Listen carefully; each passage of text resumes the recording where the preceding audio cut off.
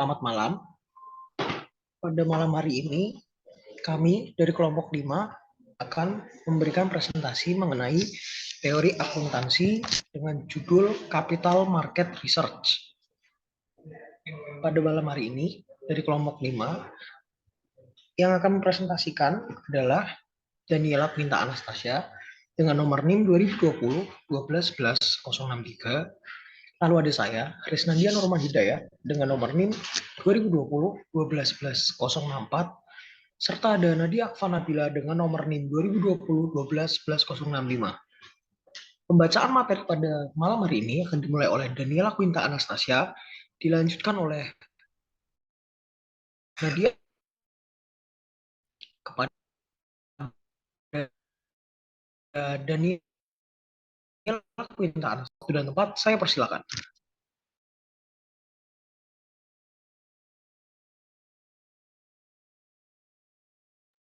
Terima kasih kepada Resnandia. Yang akan dibahas pertama adalah Philosophy of Positive Accounting Theory. Nah, sebelumnya teori positif berusaha untuk memahami fenomena akuntansi. Sebentar.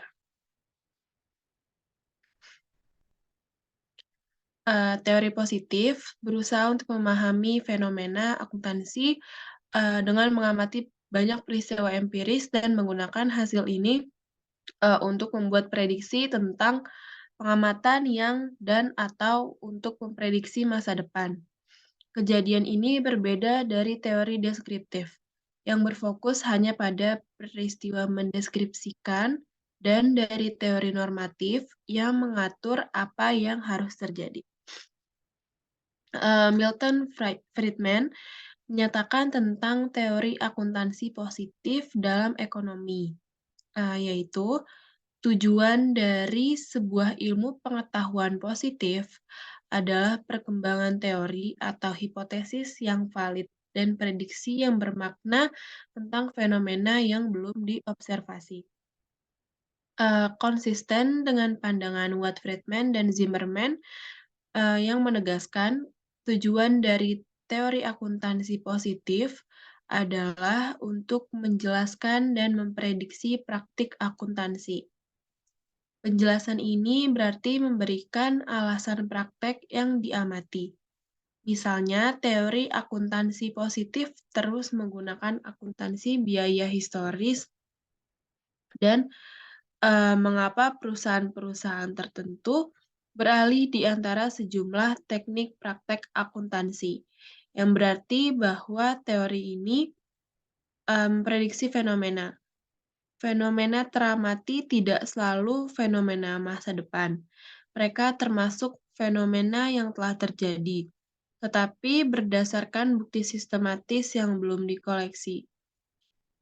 Untuk penelitian teori positif, berusaha untuk mendapatkan bukti empiris tentang atribut perusahaan yang terus menggunakan teknik akuntansi yang sama dari tahun ke tahun, versus atribut perusahaan yang terus-menerus beralih, meskipun standar sudah direalisasi. Contohnya, teori-teori ini memberikan bukti yang dapat digunakan untuk memprediksi dampak peraturan akuntansi sebelum implementasi. Selanjutnya, Philosophy of Positive Accounting Theory. Teori positif mencari untuk mengerti fenomena akuntansi dengan observasi events yang empiris dan menggunakan hasilnya untuk membuat perkiraan tentang set observasi yang lebih luas dan atau memprediksikan kejadian di masa yang mendatang. Hal ini berbeda dengan teori deskriptif yang hanya fokus menggambarkan suatu kejadian dan bentuk dari teori normatif yang menyatakan apa yang seharusnya terjadi. Teori akuntansi positif juga memiliki fokus ekonomi dan berusaha untuk menjawab pertanyaan seperti yang di bawah ini. A. apakah biaya dan manfaat menggunakan metode akuntansi yang alternatif? B. Apakah biaya dan manfaat dari regulasi dan standar akuntansi? C. Apa pengaruh laporan keuangan terhadap harga saham? Dan D. Bagaimana model akuntansi penilaian lebih unggul dalam memprediksi harga di masa depan? Return laba atau arus kas? Dalam rangka menjawab pertanyaan-pertanyaan ini, teori akuntansi positif didasarkan pada beberapa asumsi tentang perilaku individu. A. Manajer, investor, kreditur, dan orang lain diasumsikan rasional, evaluatif, utility keuangan maksimal. B. Manajer memiliki discretion untuk memilih kebijakan akuntansi yang secara langsung memaksimalkan utilitas mereka atau self-interest untuk mengubah pembiayaan perusahaan, investasi, dan kebijakan produksi untuk secara tidak langsung memaksimalkan kepentingan dirinya sendiri. Yang terakhir C, manajer akan mengambil tindakan yang memaksimalkan nilai perusahaan. Next, masuk ke dalam strengths of positive theory.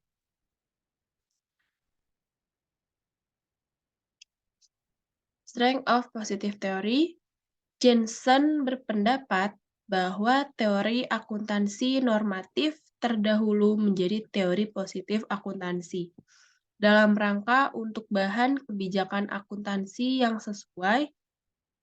Dia percaya perlu untuk mengetahui bagaimana dunia sebenarnya beroperasi. Untuk mendukung argumennya, ia memberikan contoh berikut.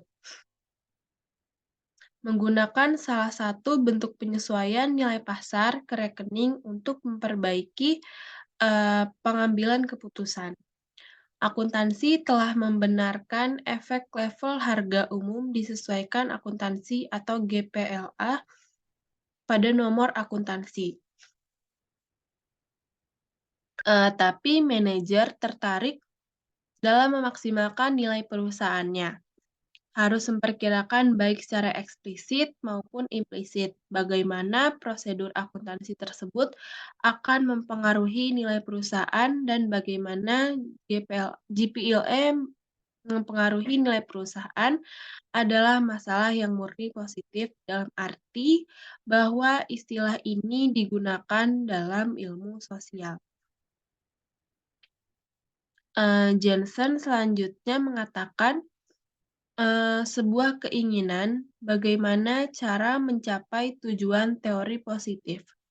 Dengan demikian, kita perlu mengetahui bagaimana dunia keuangan saat ini membuat atau akan membuat penyesuaian nilai historis sebelum ada perubahan normatif dalam standar akuntansi.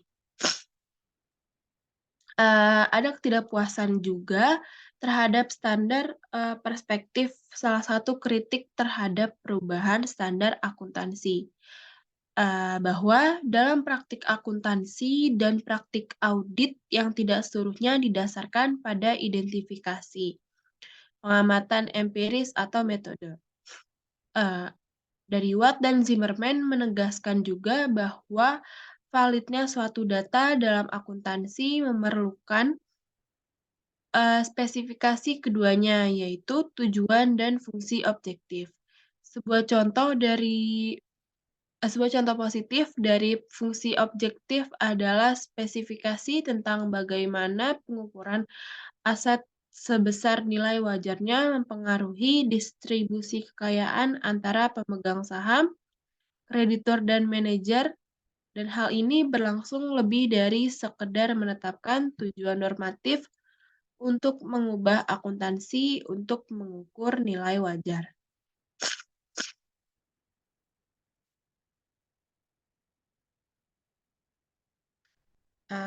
Next.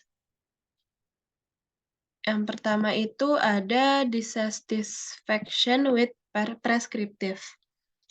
Standar satu kritik dalam perubahan standar akuntansi adalah mereka membuat prescription tertentu untuk praktek akuntansi dan pengauditan yang tidak berdasarkan observasi atau metode yang empiris. Menurut Watt dan Zimmerman, prescription yang valid adalah yang memenuhi spesifikasi objektif dan objective function. Teori normatif berdasarkan value judgments menghasilkan prescription yang tidak terbantahkan. Dengan teori ini, dalam membuat prescription tidak bebas dari preferensi subjektif. Lalu ada permasalahan dalam metodologi teori normatif dan preskriptif. Pendukung teori positif mungkin melihat sebagai taking the role of devil's advocate. Pertama, mereka berpendapat bahwa teori seharusnya dapat menghasilkan kemampuan hipotesis of falsification melalui percobaan yang empiris. Kedua, mereka menganggap teori ini diinginkan untuk mengerti aplikasi histori dari praktek akuntansi yang muncul dari pasar komersil daripada membuat perubahan dalam normatif wholesale. Ketiga, ini dibutuhkan untuk menilai kembali historical cost rule-based accounting principle. Dan yang terakhir, pada teori positif seharusnya terdapat setidaknya usaha untuk membuat model tentang hubungan antara angka-angka akuntansi perusahaan dan pasar dan kemudian menganalisis masalahnya dalam suatu kerangka ekonomi.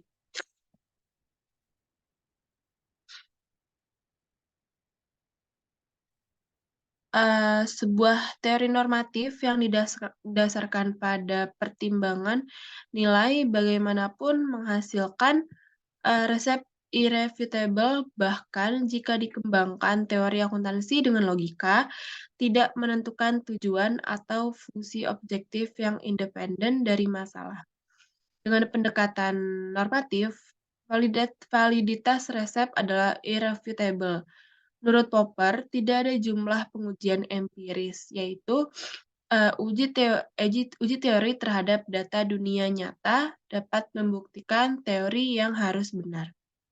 Tetapi, teori harus disangkal atau mampu defalsification informasi kepada investor, sehingga mereka dapat memprediksi nilai masa depan untuk memberikan patokan untuk menilai pasar saham dengan melaporkan nilai saat ini untuk mengendalikan pembayaran manajemen kompensasi dengan mewajibkan praktik akuntansi konservatif, atau untuk menyebarkan kekayaan merata di seluruh masyarakat, karena praktek tujuan atau untuk menyebarkan secara merata di seluruh masyarakat. Asumsi bahwa salah satu tujuan normatif adalah akuntan harus mengukur aset dengan harga jual saat ini untuk memberikan kreditur dengan informasi tentang solvabilitas dari perusahaan. Asumsi teori normatif yang lain mengatur bahwa akuntan harus mengukur aset sebesar biaya saat ini untuk menunjukkan kepada investor bagaimana dana mereka berhasil dipertahankan dalam operasi suatu perusahaan. Beberapa faktor mencegah teori yang falsifikable. Yang pertama, tidaklah mungkin untuk membuktikan atau membantah klaim bahwa rekening keuangan harus menyediakan kreditur dengan ukuran solvabilitas perusahaan, karena ini adalah nilai penilaian surat. Yang B, tidaklah mungkin untuk membuktikan atau menyangkal klaim bahwa tujuan dari rekening keuangan harus melaporkan kepada investor tentang pemeliharaan kapasitas operasi lagi. karena ini adalah nilai atau judgment. Syarat teori tidak dapat diperingkat dengan objektif karena tidak mungkin untuk membuktikan atau menyangkal klaim bahwa tujuan baik lebih penting daripada lainnya. Menurut standar Poppers, normatif dan teori preskriptif adalah metodologis yang lemah. Selanjutnya,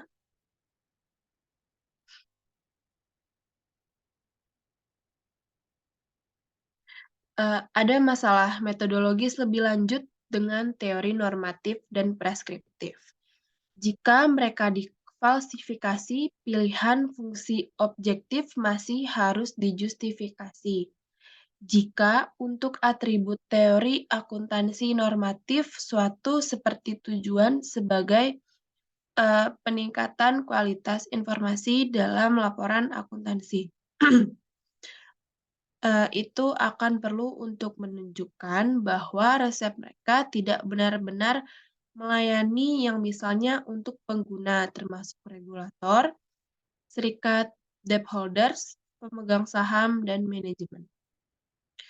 Menemukan informasi akuntansi yang dihasilkan oleh nilai wajar keputusan benar-benar ditingkatkan keputusan oleh pemegang saham untuk menjawab pertanyaan ini. Akan diperlukan untuk memastikan kegunaan raca dan laporan laba rugi disusun berdasarkan konsep biaya historis. Dan untuk menunjukkan bahwa alternatif nilai historis lebih berguna. Ini menimbulkan pertanyaan lebih lanjut jumlah keuntungan disusun sesuai dengan prinsip akuntansi biaya historis, menyampaikan informasi yang memadai kepada peserta pasar, dan apakah mereka ditipu oleh manipulasi pasar tidak efisien karena pengungkapan informasi yang tidak memadai atau informasi akuntansi menjadi kurang relevan. Lebih lanjut, mengapa setelah hampir 40 tahun proklamasi, manfaat alternatif teknik pengukuran nilai wajar hanya segelintir perusahaan dengan sukarela mengadopsi mereka sebagai tambahan pengungkapan dan akhirnya menggunakan laporan keuangan standar internasional atau IFRS. Dengan menggunakan pengukuran nilai wajar dalam ekonomi dan dampak sosial pada bisnis dan masyarakat, dan juga memiliki standar akuntansi yang telah diputuskan tanpa campur tangan politik. Pertanyaan-pertanyaan ini menggambarkan pandangan teori positif bahwa penulis standar akuntansi preskriptif mungkin telah gagal untuk sepenuhnya memahami dampak dari penerapan metode pengukuran nilai objek.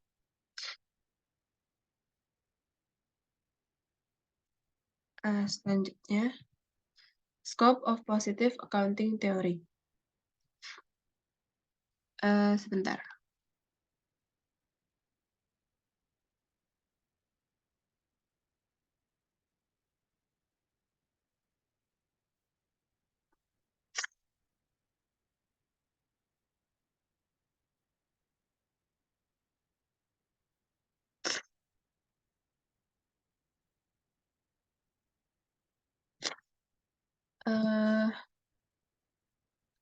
Scope of positive accounting theory.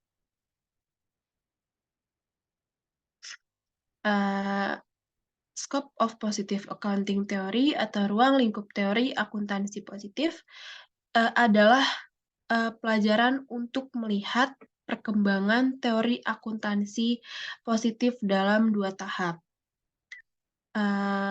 Kita dapat mengingat bahwa terdapat 2 tahap dalam pengembangan teori akuntansi positif. Yang pertama, menyangkut tentang riset akuntansi dan perilaku pasar modal.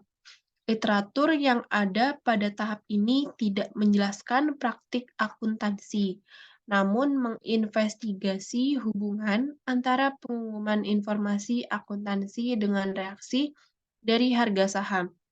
Studi tersebut mengatakan bahwa laporan keuangan yang disiapkan dengan metode historikal Cost dapat menyediakan informasi yang digunakan pasar modal dalam menilai saham. Namun, akuntansi tidak memonopoli informasi yang digunakan untuk menilai suatu perusahaan, yang berarti asumsi bahwa angka-angka akuntansi sebagai faktor utama dari harga saham tidak diperhatikan, dan ini mendukung argumen bahwa mungkin laporan akuntansi lebih baik sebagai sebuah sistem stewardship. Pada tahap penelitian atau yang pertama ini, kronologi sebelumnya terlibat dalam akuntansi dan perilaku pasar modal. Dari tahap ini tidak menjelaskan praktek akuntansi, namun hal ini menyelidiki hubungan antara pengumuman data akuntansi dan reaksi harga saham. Nilai ini adalah asumsi yang mendukung argumen bahwa laporan akuntansi terbaik yang mungkin akan dapat melayani pelayanan satu fungsi. Dan pada akhirnya, teori-teori ekonomi keuangan, terutama pada hipotesis pasar yang efisien dan CAPM yang dimasukkan dalam literatur ini. Sebentar. Selanjutnya,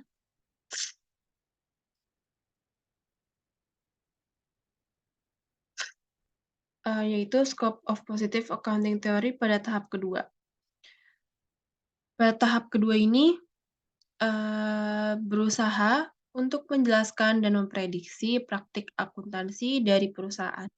Terdapat dua fokus sudut pandang, yaitu usaha untuk menjelaskan apakah perusahaan melakukan keputusan akuntansi tertentu untuk alasan peluang, dan yang kedua, mengasumsikan bahwa perusahaan memilih keputusan akuntansi untuk alasan efisiensi. Kedua sudut pandang ini tidak terpisah secara khusus dan dapat berjalan bersamaan. Pada tahap kedua ini terdapat dua fokus. Pusat pertama ada upaya untuk menjelaskan apakah perusahaan membuat pilihan akuntansi tertentu untuk perspektif oportunistik yang sering dicap ex post, karena mengasumsikan bahwa manajer memilih kebijakan akuntansi setelah fakta untuk memaksimalkan sudut pandang sesuai ketertarikan mereka. Mengasumsikan bahwa perusahaan pilih akuntansi preclude manajer dari pilihan oportunistik, ex post metode akuntansi. Alasan untuk ini adalah bahwa hal itu baik tidak mungkin atau tidak efisien untuk menghilangkan semua perilaku oportunistik residual oleh manajer. Perspektif efisiensi tidak mengharuskan kebijakan akuntansi sebenarnya dipilih ex ante untuk memaksimalkan nilai perusahaan daripada membuat kesempatan. Kedua tahap literatur akuntansi positif menarik ekstensif. Pertama, hak kekayaan kontraktor. Bagaimanapun, kami garis besar riset pasar modal yang meliputi pekerjaan penelitian awal dan berkelanjutan dalam paradigma akuntansi positif. Selanjutnya akan dijelaskan oleh Nadia Vanabila. Saya kembalikan kepada Resnandia. Terima kasih Daniela Quinta Anastasia atas presentasinya. Selanjutnya akan dibacakan oleh Nadia Akvanabila. Kepada Nadia Akvanabila, waktu dan tempat saya persilakan. Terima kasih Reza. Selanjutnya saya akan menjelaskan mengenai capital market research and the efficient market hypothesis. Next.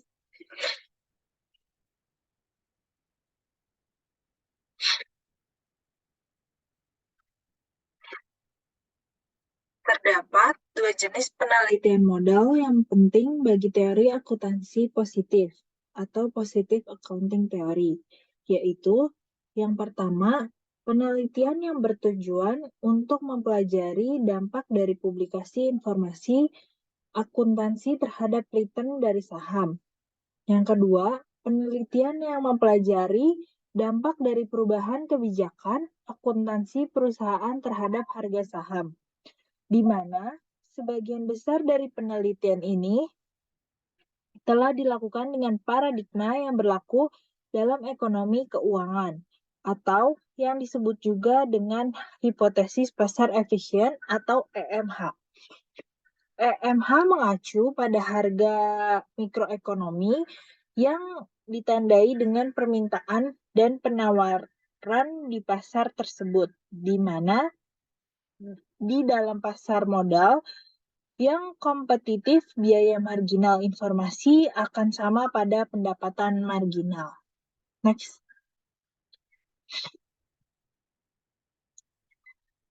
Sebagian besar penelitian ini dilakukan dengan paradigma efisien market hypothesis atau EMH. Pasar yang efisien di sini didefinisikan sebagai pasar di mana harga-harga mencerminkan seluruh informasi yang tersedia dengan asumsi bahwa yang pertama, tidak ada biaya transaksi dalam jual beli sekuritas. Yang kedua, informasi tersedia bebas tanpa biaya untuk pelaku pasar. Dan yang ketiga, terdapat kesesuaian dalam implikasi dari informasi yang dipublikasikan saat ini terhadap harga saat ini dan distribusi harga di masa yang akan datang. Next.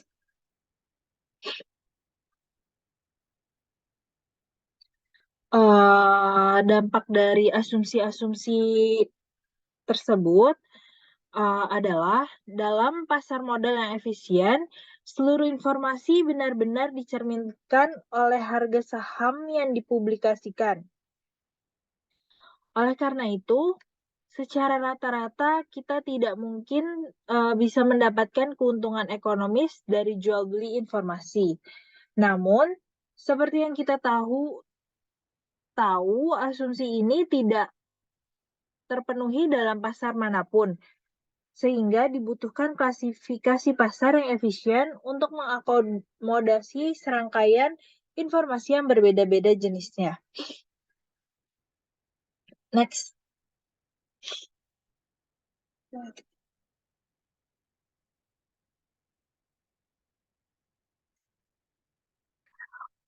Fama membagi efisiensi pasar ke dalam 3 bentuk utama, yaitu yang pertama ada weak form of market efficiency. Weak form ini di mana harga sekuritas sepenuhnya mencerminkan informasi yang terkandung dalam pergerakan harga di masa lalu sehingga investor tidak bisa mendapatkan keuntungan dari mengolah informasi siklus harga, pola harga, dan lain-lain. Yang kedua itu ada semi-strong form of market efficiency. Bentuk efisiensi pasar setengah kuat ini, di mana jika harga sekuritas saham secara penuh mencerminkan semua informasi yang dipublikasi termasuk yang ada di laporan keuangan. Berarti tidak ada strategi perdagangan yang menguntungkan yang tersedia untuk menghasilkan keuntungan berlebih dari analisis data ekonomi, politik, hukum, atau keuangan yang tersedia. Terus yang terakhir ada strong form of market efficiency. Bentuk efisiensi pasar kuat ini apabila harga sekuritas saham secara penuh mencerminkan seluruh informasi yang tersedia termasuk informasi yang sangat rahasia. Misalnya informasi pribadi yang tersedia untuk manajer, direktur, atau analisis keuangan yang memiliki akses ke informasi orang dalam. Jika pasar bentuk ini memang ada, maka investor akan mendapat keuntungan yang tidak normal. Dari ketiga bentuk efisiensi pasar di atas, semi-strong adalah yang paling berhubungan langsung dengan accounting research, karena informasi akuntansi merupakan bagian dari subset informasi yang tersedia untuk umum. Next.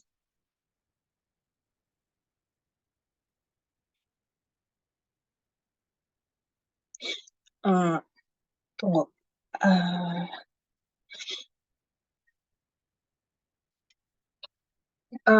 Next aja.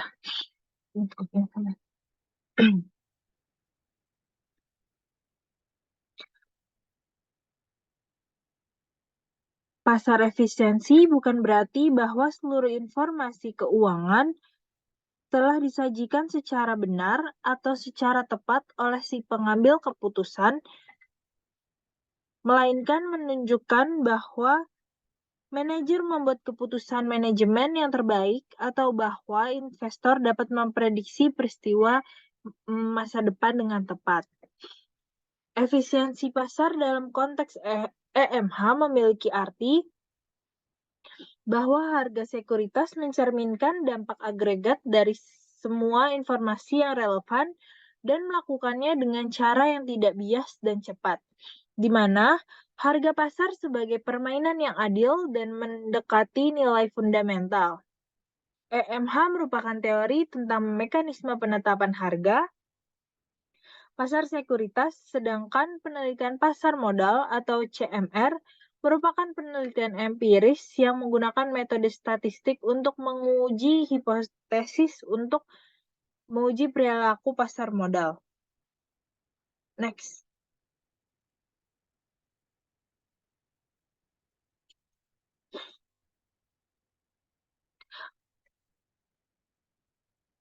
Kebanyakan CMR menggunakan market model yang mana diperoleh dari capital asset pricing model atau CAPM untuk mengestimasikan pengembalian yang tidak terduga dari saham biasa perusahaan pada saat keadaan tertentu. Apabila EMH merupakan teori tentang mekanisme pembentukan harga sekuritas, Capital Market Research atau CMR merupakan penelitian empiris yang menggunakan metode statistik untuk menguji hipotesis terkait perilaku di pasar modal. Sebagian besar CMR menggunakan market model yang berasal dari capital asset pricing model atau CAPM untuk mengestimasikan abnormal return saham dari sebuah perusahaan pada saat terjadi suatu kejadian, misalnya pengumuman profit perusahaan. Next.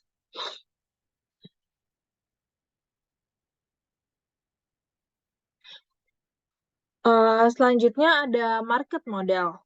Harga dan return dari saham suatu perusahaan dipengaruhi oleh kejadian pasar secara keseluruhan dan kejadian spesifik dari perusahaan tersebut. Oleh karena itu, apabila kita ingin mengidentifikasi dampak dari informasi spesifik perusahaan, return yang berasal dari informasi pasar secara general harus dikendalikan atau diisolasi. Next.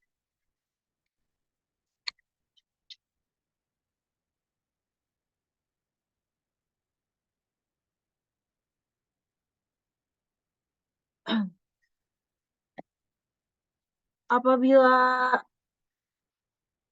sebelumnya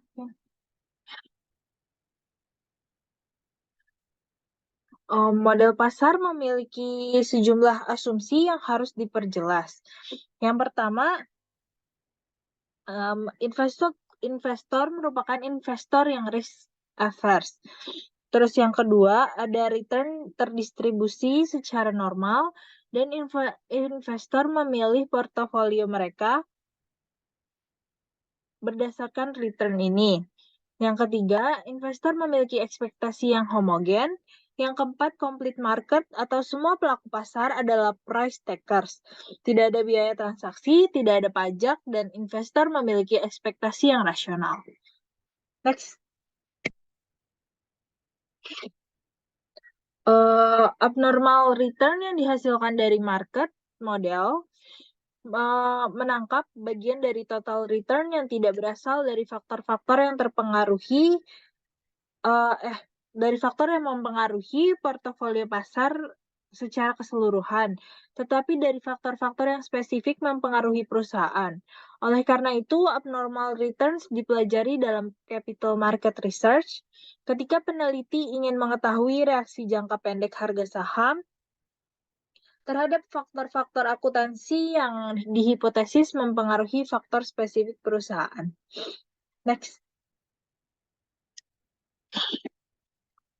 Untuk menganalisis data dari capital market, dari capital market research lebih lanjut, biasanya dihitung pula dengan average firm unique return atau AR dan kumulatif average abnormal firm unique return atau CAR. Apabila informasi akuntansi yang dirilis memiliki incremental information, akan ada residual yang naik atau turun. Apabila tidak, residualnya akan nol.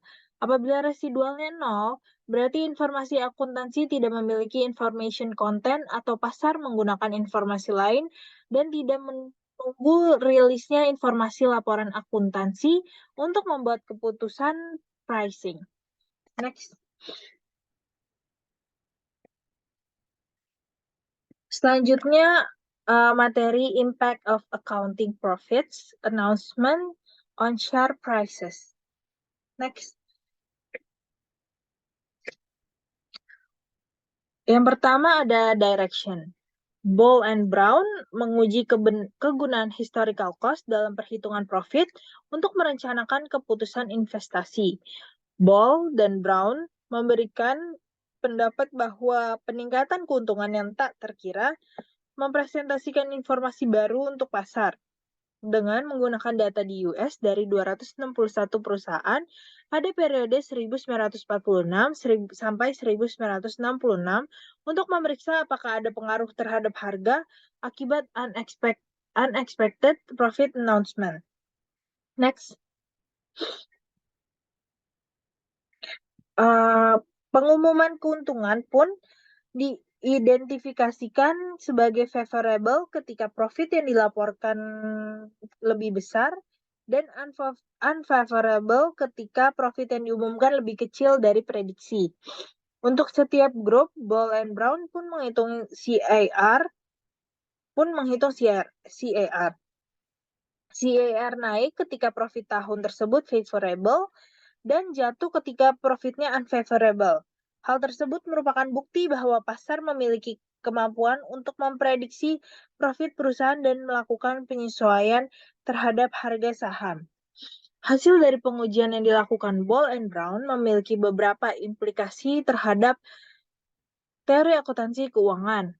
Pertama, terdapat informasi yang signifikan pada historical cost, profit, walaupun adanya kejadian yang tidak disengaja. Kedua, bukti yang ada memberikan sugesti bahwa adanya informasi yang dilepaskan secara terus-menerus ke pasar, dan dengan demikian accounting bukan merupakan satu-satunya sumber informasi pada perusahaan. Ketiga, pasar tampaknya cukup konsisten dalam mengantisipasi informasi yang ada di laporan akuntansi dan merupakan hal yang tidak mungkin untuk menjual informasi akuntansi. Quarterly accounting profit merupakan sumber informasi yang bergantung pada waktu untuk pasar modal. Next.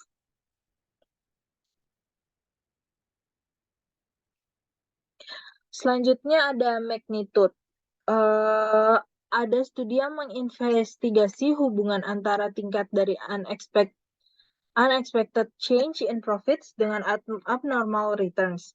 Teori yang mendasari tes tersebut adalah jika accounting profit yang diterbitkan memiliki konten informasi, maka tingkat dari abnormal returns akan berrelasi dengan tingkat unexpected returns. Bentar. Melalui studi lebih lanjut, Beaver, Lambert, dan Morse menemukan bahwa secara rata-rata hanya 0,1 sampai 0,15% abnormal return yang memiliki hubungan dengan 1% unexpected profit. Hal tersebut dikarenakan mereka tidak memperbolehkan adanya fakta tentang sensitivitas dari hubungan antara abnormal returns dan unexpected profits bisa bervariasi dari satu perusahaan ke perusahaan yang lain. Next.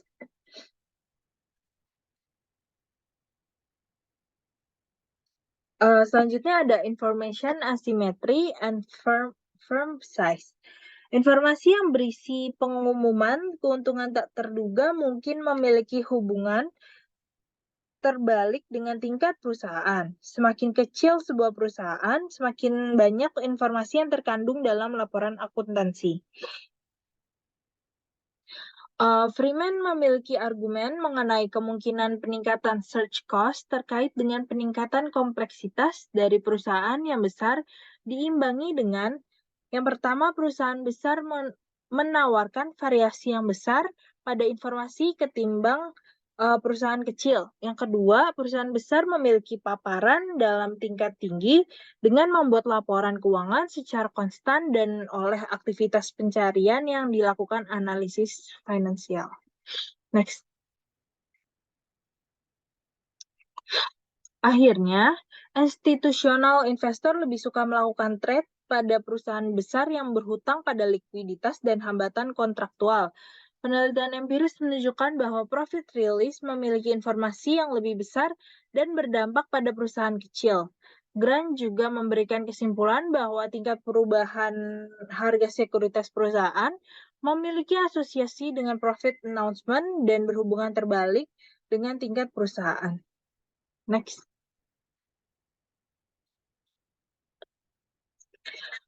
Freeman fokus pada perbedaan waktu pada proses penyesuaian perusahaan kecil dan besar dengan profit announcement.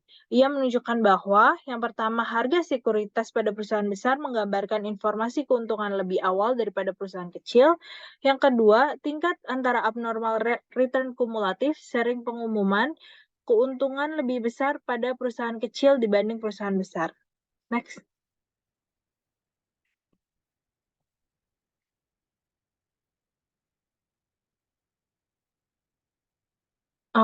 Next. Keuntungan terduga dari Freeman dan C juga memeriksa potensi dari investor untuk merevisi prediksi keuntungan mereka sebagai akibat adanya profit announcement dari perusahaan lain. Konsisten dengan hipotesis mereka. Mereka pun menemukan adanya hubungan antara reaksi harga late announcer dan early announcer news sangat kuat untuk industri dengan korelasi profit yang tinggi. Next. Selanjutnya ada volatility. Alternatif pertama adalah variance dari abnormal return yang pertama kali digunakan oleh Beaver. Teori yang mendasari tes tersebut adalah apabila ada informasi pada profit announcement, maka kita akan berekspektasi untuk mengamati perubahan harga lebih besar pada announcement date. Hasil dari penelitian Beaver pun konsisten dengan hipotesisnya. Studi yang lain menggunakan metode penelitian yang berbeda. Metode tersebut termasuk varians pengembalian secara implisit yang berasal dari teori option pricing dan pergerakan volume trading di sekitar tanggal pengumuman. Di dalam sebuah pasar, apabila terdapat pengurangan flow informasi, maka accounting akan menjadi penting. Next.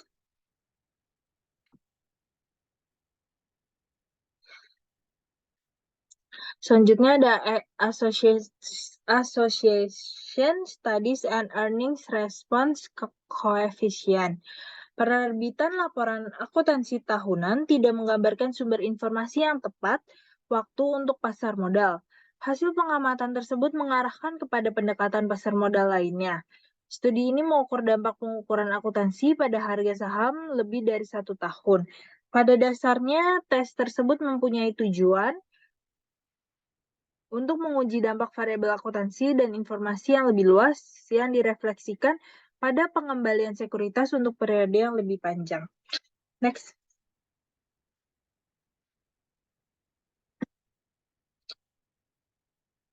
Determinants of firm value.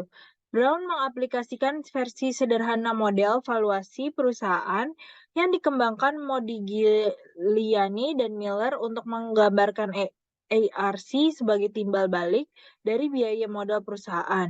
Pendekatan valuasi ini ternyata adalah pendekatan yang diadopsi oleh IASB karena penekanannya pada pengukuran nilai wajar dan laporan keuangan daripada menggunakan pendekatan pendapatan. Next.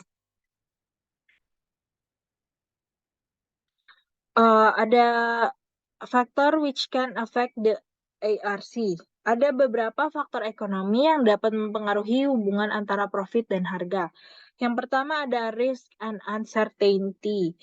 Peneliti menawarkan penjelasan definitif mengenai alasan mengapa risiko mempengaruhi ARC secara negatif. Risiko yang semakin besar secara langsung merubah tingkat diskon menjadi lebih tinggi yang nantinya akan mengurangi discount present value revisi profit yang diharapkan. Sementara ketidakpastian memiliki efek yang lebih tidak langsung terhadap ERC. Ketidakpastian mengenai operasi di masa depan dapat mempengaruhi baik keuntungan ekonomi, masa depan yang diinginkan maupun tingkat diskon. Dalam kedua kasus, pengaruh terprediksi terhadap ERC akan menjadi negatif. Yang kedua ada audit quality. Riset analisis berpendapat bahwa ukuran KAP dan kualitas audit berhubungan secara positif. KNAP memberikan bukti bahwa anggota komite audit melihat ukuran KAP secara signifikan mempengaruhi kualitas jasa audit yang disediakan. Dari penelitian yang dilakukan antara kualitas audit dan specialty industry audit ditemukan hubungan positif yang signifikan antara specialty industry audit KAP Big Six terhadap ERC kliennya. Penelitian lain pun menunjukkan bahwa adanya hubungan positif antara ERC dengan kualitas audit. Selanjutnya ada industri. Industri merupakan ketidakpastian yang akan mempengaruhi ERC. Hal ini karena dalam industri tertentu mereka menghadapi faktor dan pasar produk yang serupa, sehingga seharusnya mereka lebih homogeni dalam hal hasil dan dari ketidakpastian tersebut dibandingkan dengan perusahaan-perusahaan lain dalam industri lain. Selanjutnya ada financial leverage.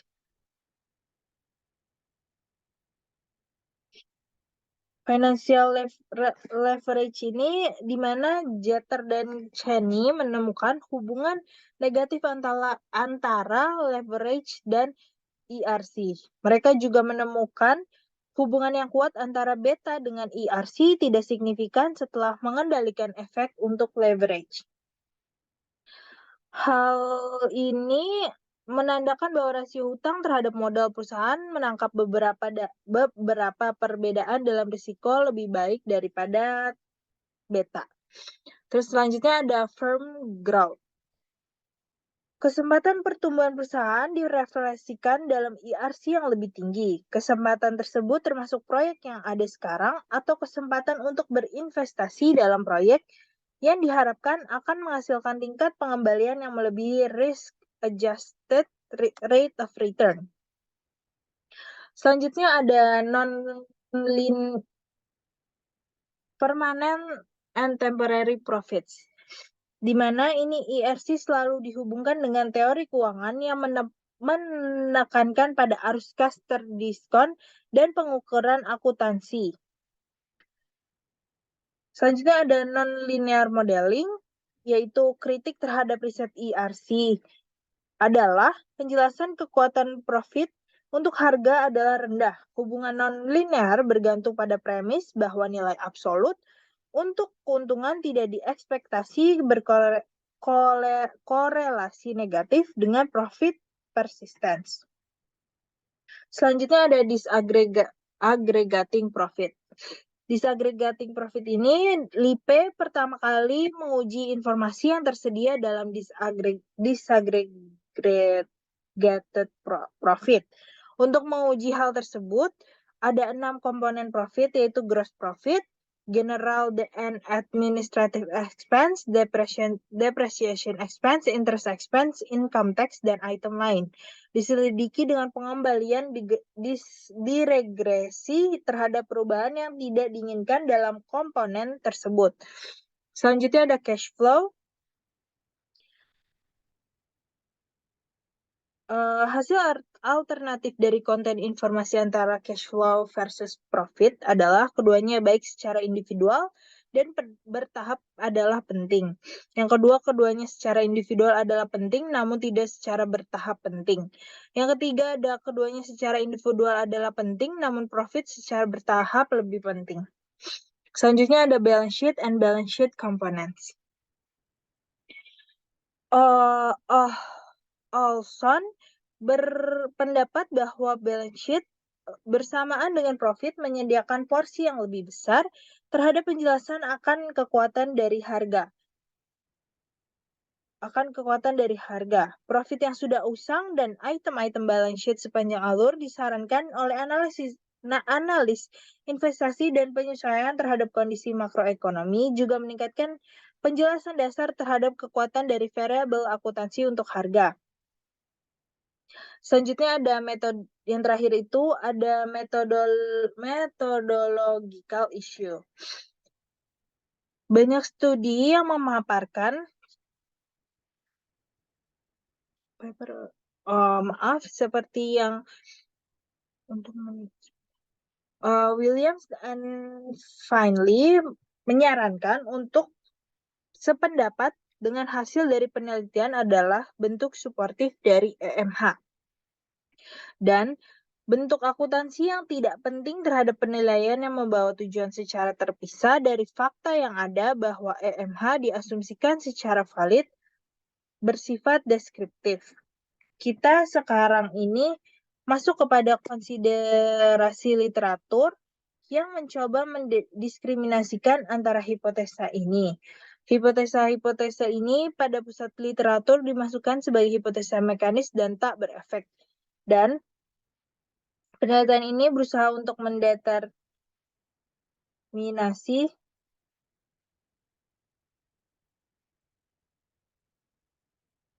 manipulasi akuntansi yang dapat membodohi partisipan pasar dan jika terdapat trading strategis, hal tersebut muncul dari bentuk akuntansi yang berbeda.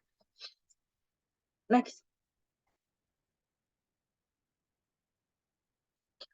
Materi selanjutnya akan dijelaskan oleh Reza.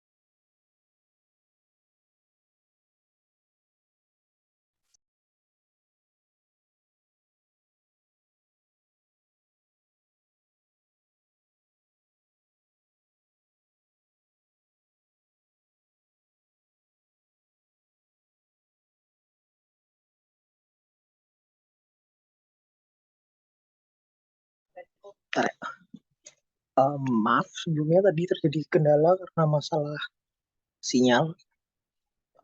Maaf. Selanjutnya adalah trading strategies. Ini lampunya bisa nyala nggak sih?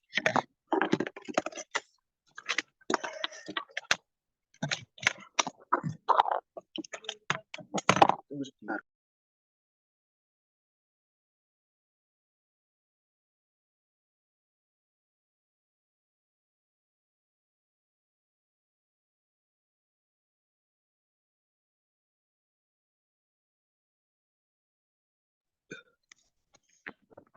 Post-announcement drift. Dalam sebagian besar studi mengenai akuntansi, efisiensi pasar modal telah diasumsikan terlebih dahulu.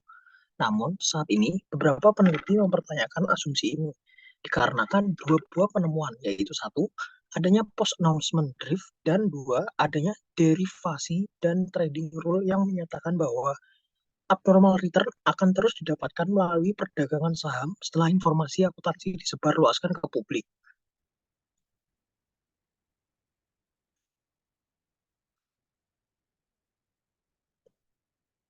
Next.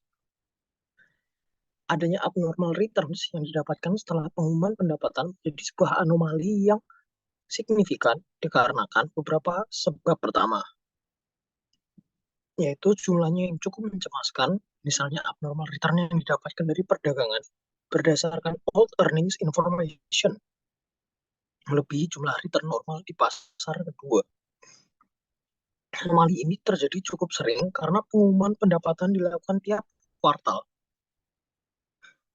Ketiga, anomali ini bersifat valid secara ilmiah. Keempat, anomali ini memberikan implikasi kepada pasar modal. Dan yang terakhir, anomali ini berlawanan dengan model-model ekonomi keuangan yang biasanya digunakan.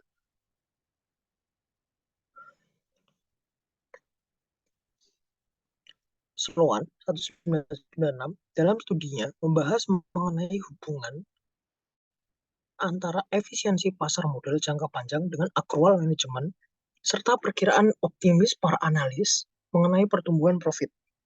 Ia berargumen bahwa informasi yang berasal dari pemilik perusahaan, manajer, atau analis merefleksikan pendapat optimis secara mengenai prospek perusahaan. Kemudian, pasar akan bereaksi secara naif yang menyebabkan optimisme.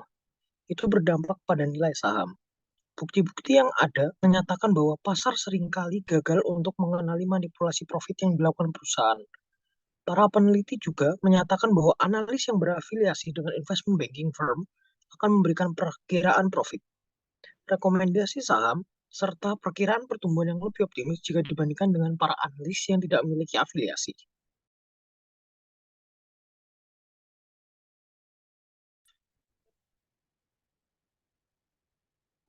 Winner, losers, and overconfidence.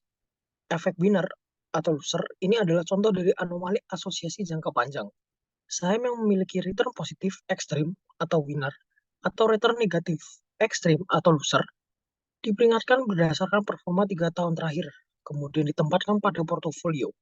Saham yang menjadi winner saat ini akan menjadi saham loser di kemudian hari dan sebaliknya.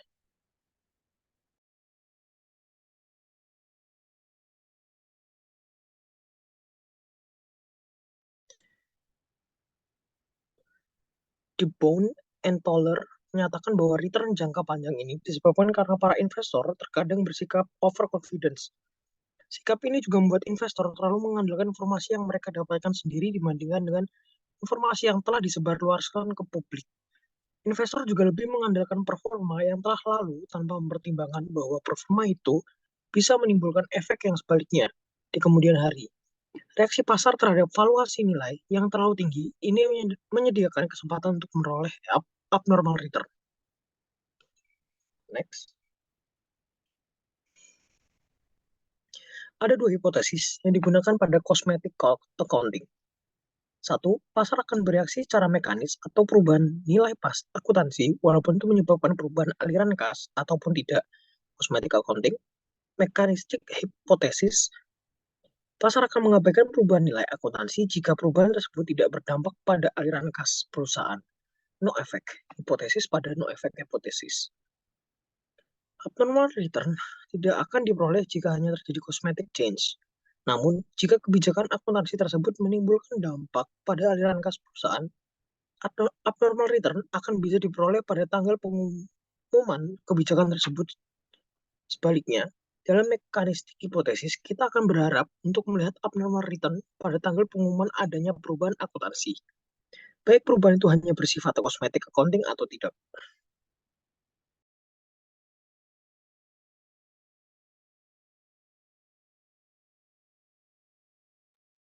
Pendapatan yang dikalkulasikan berdasarkan GAAP merupakan sebuah gambaran keadaan ekonomi perusahaan secara tidak sempurna.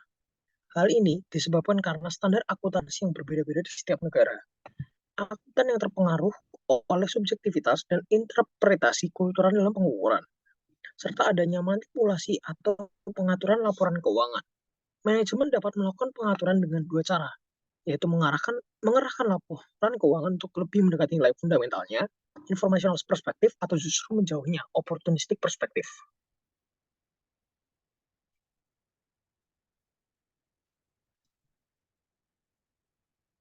Dalam manipulasi keuangan berdasarkan opportunistic perspective, ada berbagai cara yang bisa dilakukan. Mulai dari yang paling ekstrim, yaitu melakukan fraud, hingga cara-cara lainnya seperti industry regulation, equity offering, debt covenants, dan manajemen compensation. Sedangkan dalam informational perspective, hanya dapat dua cara, yaitu signaling dan fair value.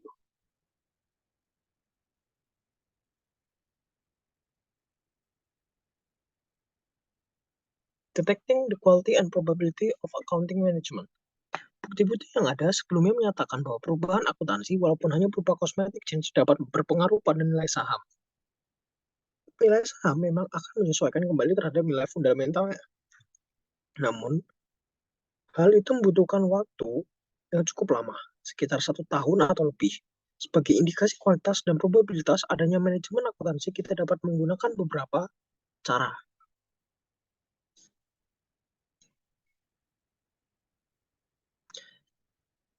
Cara yang pertama, menggunakan reaksi harga saham, namun reaksi tersebut tidak memiliki pemahaman yang memadai mengenai akrual. Cara yang kedua, menggunakan reaksi para analis keuangan. Tapi hal ini juga tidak terlepas dari bias dan fokus pada faktor-faktor spesifik yang berkaitan dengan industri. Yang ketiga, opini auditor yang dapat dijadikan sebagai indikasi walaupun masih banyak terdapat perdebatan mengenai independensi mereka. Keempat, adalah informasi dari dewan direksi, namun hal ini juga berkaitan erat dengan tipe corporate governance yang sedang dijalankan. Kelima, yaitu discretionary accruals yang berdasarkan pada pengetahuan spesifik. Terakhir, informasi yang dapat didapatkan dari insider trading yang mengetahui perusahaan dengan baik sehingga dapat memprediksi future return and earnings dengan lebih akurat. Issue for auditors. Issue for auditors. Terdapat bukti yang menghubungkan antara audit dengan cost of capital. Blackwell, Nolan, and Winter menginvestigasi efek dari melakukan audit pada cost of debt capital bagi perusahaan yang secara legal tidak membutuhkan untuk diaudit. Mereka menemukan bahwa perusahaan yang melakukan audit akan dikenakan interest yang lebih rendah. Selain itu, semakin baik kualitas auditor yang digunakan, maka cost of debt capital akan semakin berkurang. Ditemukan juga bahwa ketika perusahaan mengganti auditor dari yang non-big ke yang big atau ke yang lebih berkualitas, maka cost of capital perusahaan berkurang. Peneliti yang menginvestigasi efek kepada harga ekuitas ketika terdapat keguncangan eksternal kepada sistem seperti jatuhnya kantor auditor. Bukti bahwa klien yang menggunakan auditor besar akan memiliki cost of capital yang lebih rendah dapat dijelaskan sebagai berikut. Investor menilai kualitas dan perlindungan kepastian yang diberikan oleh auditor besar sehingga bayar lebih untuk saham atau beri bunga yang lebih rendah. Perusahaan dilihat sebagai sebuah investasi yang baik dari alasan lain, sehingga perusahaan memiliki keuntungan ekonomi dari hal ini dan dapat membayar biaya untuk auditor yang lebih baik. Pilihan auditor dan cost of capital dapat juga disebabkan faktor lain, seperti kualitas dari manajemen perusahaan atau kesempatan investasi.